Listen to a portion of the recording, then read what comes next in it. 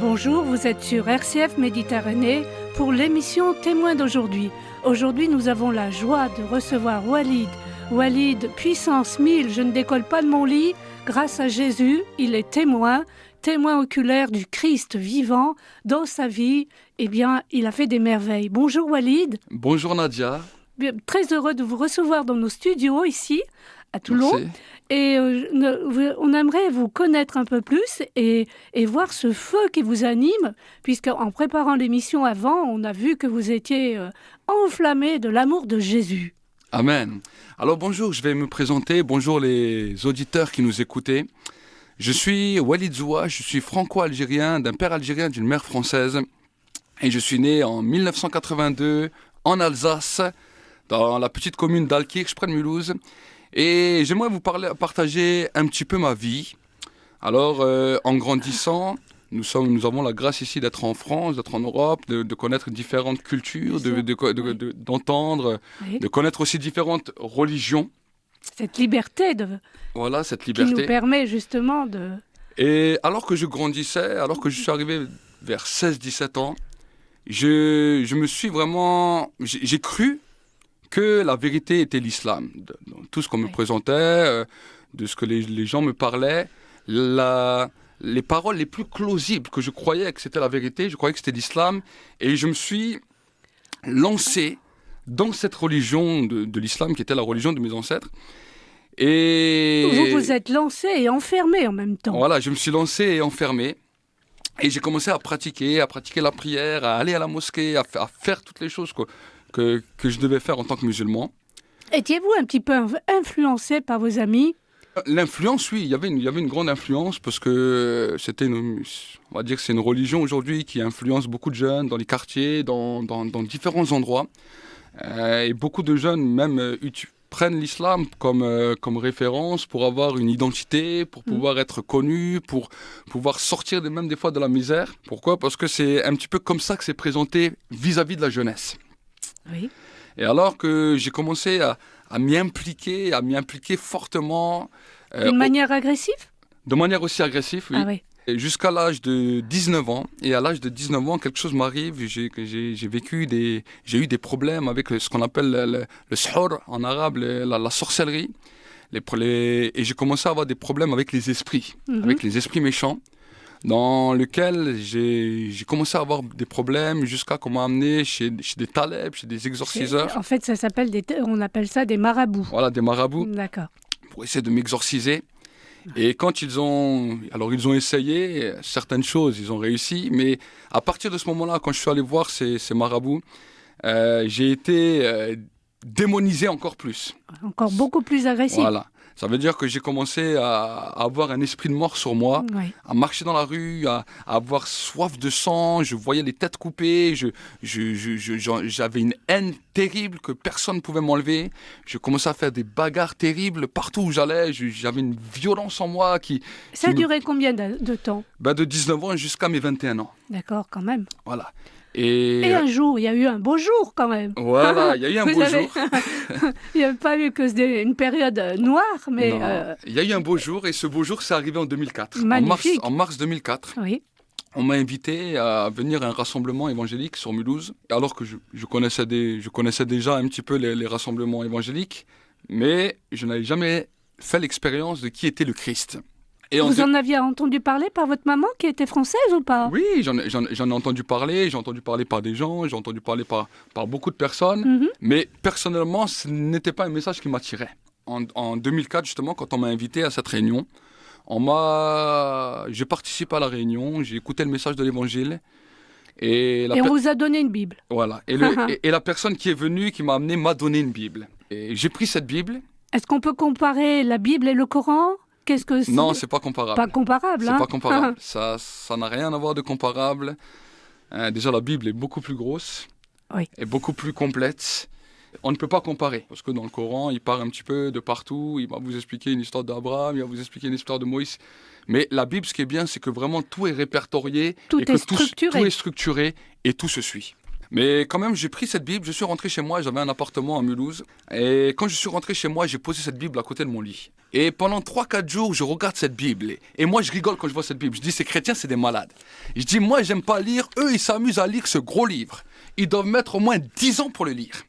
Et alors que je vois ça, que je suis en train de penser ou de rigoler, j'ai une pensée qui me vient à l'esprit et je dis cette chose, je dis voilà, je vais lire le résumé de la Bible, comme ça si un chrétien vient et me pose encore quelques questions, je vais lui raconter quelques histoires de la Bible, il va voir que je ne suis pas un inculte et il va me laisser tranquille.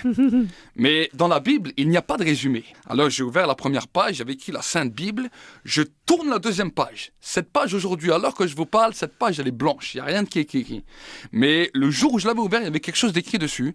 Il y avait écrit la Bible peut être lue en 72 heures en la lisant continue, sans manger, sans dormir, à haute voix. Et c'est ce que vous avez fait ou pas? Et c'est ce que je me suis lancé comme défi. Magnifique. En fait, je me suis lancé un défi. Vous avez lancé ce défi au Seigneur, en Voilà, fait. j'ai lancé ce défi à Dieu sans m'en rendre compte, parce que j'étais dans ma chambre, je ne savais pas que Dieu allait m'écouter. Et j'ai dit, si cette Bible, on peut la lire en 72 heures, je vais la lire plus rapide qu'aucun chrétien l'a jamais lu. Je vais tout lire à haute voix. Quand j'ai fini de la lire en entier, je vais retourner chez la personne qui m'a donné la Bible, je lui jette dessus et je lui dis, j'ai lu ta Bible en entier à haute voix, j'ai écouté le message de l'Évangile, ne me parle plus jamais de Jésus. Vous êtes toujours sur RCF Méditerranée, je suis en compagnie de Walid. Le roi de gloire est venu chez lui. Il nous dit, je regarde cette Bible et me dit que ces chrétiens sont malades, ils sont fous, il faut 10 ans pour la lire, et lui, en 72 heures, il la lit et devient chrétien. Okay. Walid, la parole est à vous. Alors, je veux bien juste préciser que je ne l'ai pas lu en 72 heures. En fait, c'était ce qui est écrit pour lancer mon défi. Alors que j'ai lu cela et j'ai dit, je vais lire cette Bible plus rapide qu'aucun chrétien l'a jamais lu, à haute voix. Et j'ai commencé le jour même. J'ai lu tout l'évangile de Matthieu d'un trait. Juste l'évangile de Matthieu m'a mis 4 heures. Ça m'a mis 1 heure pour 7 chapitres. Et parce que, après les 4 heures, j'étais fatigué. Donc j'ai mis un marque-page et j'ai dit, demain je continue. Parce que je n'étais pas habitué à lire, surtout avec autant d'intensité. Et j'ai mis un marque-page et j'ai dit, demain je continue. Et le jour suivant, le lendemain, je me suis levé et j'ai lu l'évangile de Marc et l'évangile de Luc d'un trait, tout à haute voix. Et quand je suis arrivé à la fin de l'évangile de Luc, j'ai fait purée, j'espère que toute la Bible, c'est pas comme ça. Ils auraient pu faire un livre, ça aurait fait les 3. C'est les mêmes histoires, seulement d'un narrateur, vu par un narrateur différent. Et quand j'ai fini l'évangile de Luc, j'ai mis un marque-page et j'ai dit, demain je continue. Et le 3e jour, alors que je suis là dans mon appartement, je lis l'évangile de Jean et les actes des apôtres. Et quand je suis en train de lire les actes des apôtres, la Bible nous raconte que les compagnons de Jésus sont montés dans une chambre, dans la chambre haute le jour de la Pentecôte. Et alors qu'ils montent dans la chambre haute, tout d'un coup ils commencent à prier et le feu tombe sur eux. Amen. Alors que je suis là comme ça, que je suis en train de lire cette histoire, tout d'un coup, alors que je suis dans mon appartement, le feu tombe sur ma tête. Ça me visite de la tête aux pieds. Et là, je parle une langue que je comprends pas. C'est sorti comme ça, tout ça de ma bouche. Ouais, chant en langue. Voilà. J'ai posé ma Bible. J'ai dit, qu'est-ce que c'est que ça? J'ai parlé à Dieu. Je dis, écoute, Dieu, je sais pas qui t'es. Je dis, dans l'islam, il est dit, tu amènes à toi qui tu veux, tu égares qui tu veux. Et je dis, moi, j'ai pas envie d'être un égaré. Aujourd'hui, je viens de lire la Bible des chrétiens. L'expérience que les disciples de Jésus ont vécue, j'ai dit, j'ai vécu la même. Je dis, peut-être demain, je vais lire le livre de Bouddha, de Krishna, je sais pas quel autre homme. J'ai dit, je vais peut-être vivre la même expérience. Alors j'ai dit, je parle à toi, le Dieu qui a fait le ciel et la terre. J'ai dit que tu sois le Dieu de Mohammed, le Dieu de Marie, le Dieu de Bouddha, le Dieu de Jésus, le Dieu de je ne sais quel autre homme sur la terre. Je veux pas que c'est un homme qui me le révèle, parce que je ne l'écouterai pas. Mais je veux que c'est toi qui me le révèles, puissance 1000, comme jamais t'as fait un homme et que je décolle pas de mon lit. Je dis, mais sache une chose, si pendant toute cette vie que je suis sur cette terre, tu m'as jamais dit quelle est la vraie vérité, quel est le vrai message, quelle est la vraie vérité que je dois suivre, le jour où j'arrive au paradis devant toi, tu ne pourras jamais dire que je t'ai jamais cherché. J'ai fermé ma Bible. Oui. Et là, j'ai dit une parole, j'ai dit, Dieu va me répondre par l'islam. Je croyais que Dieu allait me répondre par l'islam. Je suis allé dormir. Et quand je suis allé dormir, il n'y a rien qui s'est passé. Le lendemain matin, je me suis réveillé, j'ai oublié mes histoires de Bible. Je suis sorti un peu dehors, je suis rentré chez moi. Et là, j'ai pas bu, pas fumé, j'étais bien net. Parce que souvent, on me pose la question, est-ce que tu avais bu, est-ce que tu avais fumé ce jour-là? J'ai dit non, mais j'étais bien net. Je suis rentré chez moi. J'ai essayé de regarder la télé, il n'y avait rien d'intéressant à la télé. J'ai coupé la télé, j'ai mis un peu de musique. Et je me suis endormi. Et quand je me suis réveillé, alors là, j'étais choqué. Parce que là, je me suis retrouvé paralysé. Juste ma tête qui bougeait. Tout mon corps était paralysé. Et là, je me dis, ça y est, j'ai fait tellement de bêtises, Dieu m'a puni, c'est fini pour moi. Mais moi, j'avais oublié la prière que j'avais faite la veille, puissance 1000 comme jamais t'as fait un homme et que je décolle pas de mon lit. Ben oui. Et Voilà. Dieu m'a pris au mot. Vous avez mis le Seigneur à l'épreuve. Bien sûr. Et Dieu m'a pris au mot. Et là, alors que je suis comme ça en train de me dire, voilà, j'ai 21 ans, hein, je suis foutu, c'était en 2004. Hein. Je suis foutu, c'est terminé, je fais tellement de bêtises, Dieu m'a puni. À ce moment-là, il y a la télé de Dieu qui vient, qui débarque. Qu'est-ce que c'est la télé de Dieu? Une vision, les yeux ouverts. Que vous ouvrez les yeux, vous la voyez. Vous fermez les yeux, vous la voyez. Vous tournez votre tête à droite, à gauche, en haut, en bas, tout ce que vous voulez. Vous voyez cette vision. Elle vous suit partout. Et dans cette vision, je me vois, moi, avec mon meilleur ami, en train de lui prêcher l'évangile et les histoires de Jésus que j'avais lues la veille. Vous étiez en plein dans les actes des apôtres, au milieu des apôtres du temps de Jésus. Bien sûr. C'est comme ça que, qu'on annonçait l'évangile et le feu du ciel est tombé sur vous. Voilà, c'est ça. Et moi, je vois ça dans cette vision. Et quand je vois ça dans cette vision, je me dis, je refuse cette vision. Je dis, je refuse ça. Premièrement, je ne suis pas chrétien, je suis un musulman. Deuxièmement, je ne suis pas un prêcheur, je suis un jeune de quartier. C'est pas moi, je refuse ça. Et je bataille, je combats contre cette vision, je refuse cette vision, jusqu'au moment où j'entends la voix de Dieu audible qui me parle. Comme la voix d'un homme. Et là, il me dit, sans Jésus, tu ne peux pas être sauvé. Amen, bien sûr. Et quand la voix a fini de me parler, la vision a disparu. J'ai pu dans le niveau me lever. Une paix est descendue sur moi. Moi, je croyais que la vision a duré 10 minutes. Je regarde sur ma montre, il y a 4 heures qui sont passées. J'ai posé ma main sur ma tête. Je fais, waouh! Tu lis la Bible, il se passe des choses de fou. Alors j'ai dit à Dieu, waouh! La parole est tranchante. Bien sûr. Magnifique. Et là, j'ai dit à Dieu, ok, il n'y a pas de souci. Si c'est Jésus la vérité, on y va pour Jésus. Et je suis Jésus. Vous avez opté pour le Christ à fond. Voilà. Aujourd'hui, pasteur, évangéliste, voilà. Vous annoncez le Christ de partout, dans les quartiers, dans les cités, en même temps sur les quais de gare, Bien sûr. En Algérie.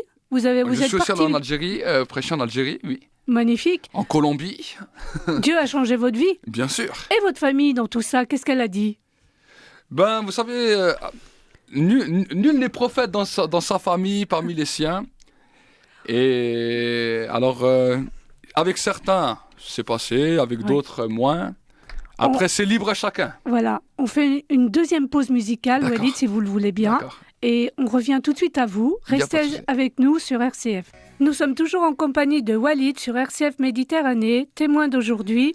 Eh bien, Dieu est pour nous refuge et force. Si tout s'écroule au cœur de la tempête, Dieu est toujours avec Walid. Walid, vous nous témoignez de cet amour pour le Christ qui est venu dans votre vie. Aujourd'hui, vous êtes un témoin, vous êtes pasteur. Dites-nous un petit peu quelles sont vos missions au cœur de cette église évangélique. Ben, déjà, la mission première, c'est que toute âme soit sauvée. La Bible nous dit il est réservé aux hommes de mourir une seule fois, après quoi vient le jugement.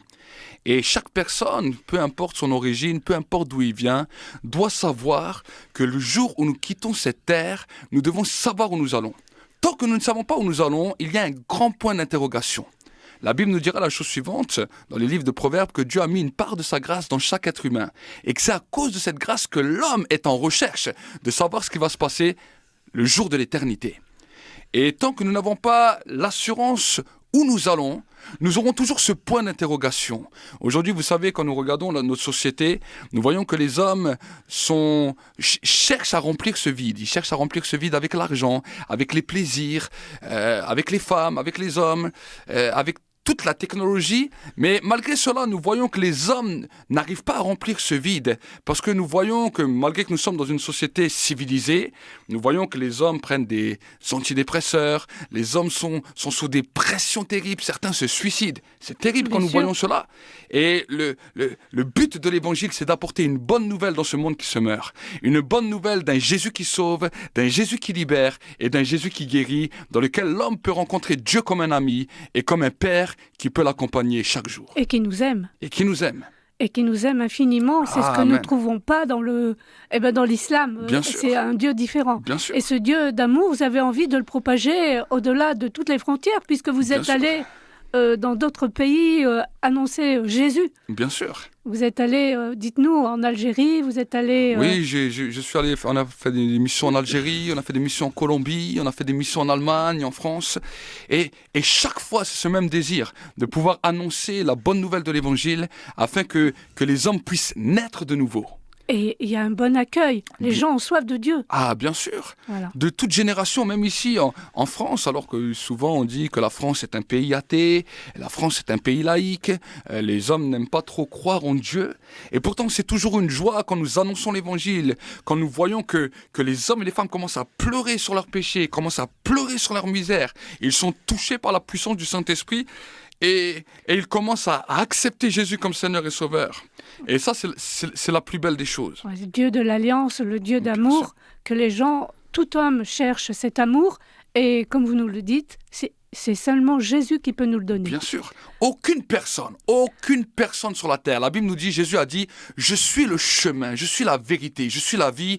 Nul ne vient au Père que par moi. » Et peut-être vous-même aussi, téléspectateurs qui nous écoutez, si peut-être là, vous êtes là, vous ne connaissez pas Dieu, vous vous posez des questions, vous entendez ce témoignage. Ce témoignage n'a pas simplement pour but de caresser vos oreilles ou de vous faire juste du bien. Mais ce témoignage a pour but de, si vous n'avez jamais encore fait la paix avec Christ, si vous n'avez jamais fait encore la paix avec Dieu, de pouvoir vous réconcilier avec Dieu et de pouvoir donner votre vie à Jésus, de reconnaître le sacrifice que Jésus-Christ a fait à la croix de Golgotha pour vous, afin que vous puissiez naître de nouveau. Amen. Eh bien ça, c'est un message d'espérance, un message d'amour qui fait que les téléspectateurs, les auditeurs de RCF ne pourront pas rester insensibles. C'est le but d'annoncer l'amour pour tous les hommes que Dieu a créés sur terre, puisque nous sommes faits pour Dieu et on a d'autres chemins que de le suivre. Le seul bonheur, c'est avec lui. Vous faites de l'évangile avec votre femme, Christelle. Voilà. Dites-nous deux petits mots.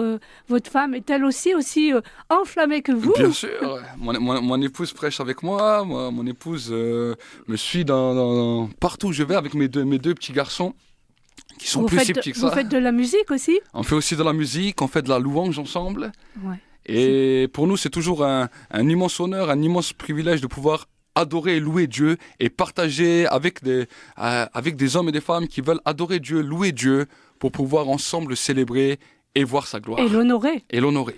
C'est ça. Le but c'est que tous les hommes puissent un jour le rencontrer.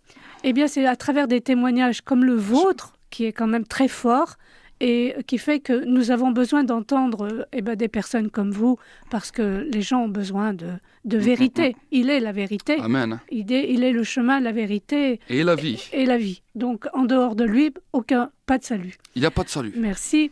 En tout cas, on vous remercie pour ce beau témoignage.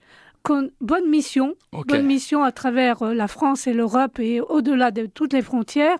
Jésus est sans frontières et qu'il puisse vous donner sa force, toujours vous encourager à témoigner de son amour infini. Amen. Et si ça ne vous dérange pas, j'aimerais peut-être prier pour les téléspectateurs qui nous suivent, peut-être ceux qui ont entendu ce témoignage, qui ont été interpellés, qui se posent des questions.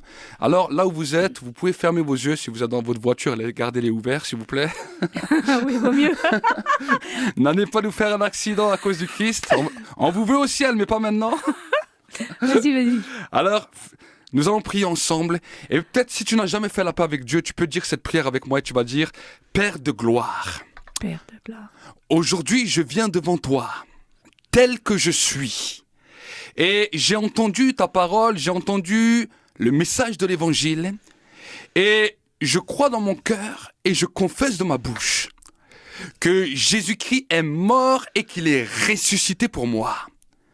Qu'il a payé il y a plus de 2000 ans afin que je puisse être pardonné de mes péchés. Je te demande maintenant, Père, pardon pour mes péchés. Et je veux accepter Jésus dans mon cœur. Et devenir une nouvelle création à partir d'aujourd'hui. Je veux aujourd'hui recevoir ton esprit.